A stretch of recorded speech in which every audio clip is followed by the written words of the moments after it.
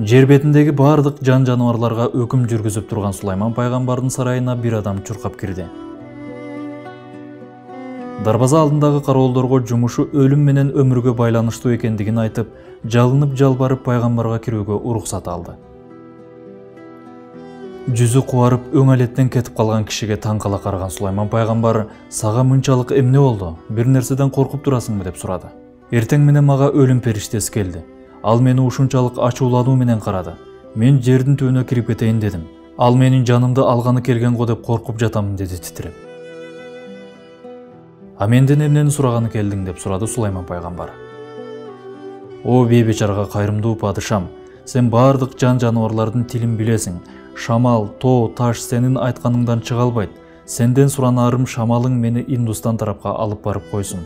Балким өлүм периштеси мени таппай калар деп жалынып жиберди. Байкуш пендеге боору ооруган Сулайман пайгамбар Шамалга буйрук берди. Шамал аны бир заматта Индустанга алып барып койду. Бир аздан соң Сулайман пайгамбар жамаатына келсе, алардын арасында өлүм периштеси да олтуруптур.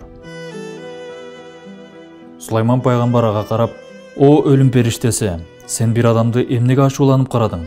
Ал байкуш сенден коркуп мага качып келди го" деп сурады. "О дүйнөнүн улуу падышасы, мен ал кишини ачууланып караган жокмун. Мен аны таңыркап карадым. Ал аны түшүнбөй коркуп кетсе керек.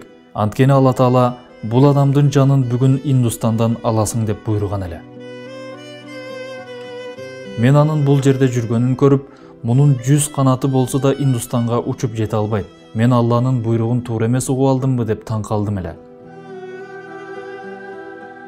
Азыр болсо Индустанга барып ал адамды ошол жерден таап, анын жанын алып келдим" деп жооп берди.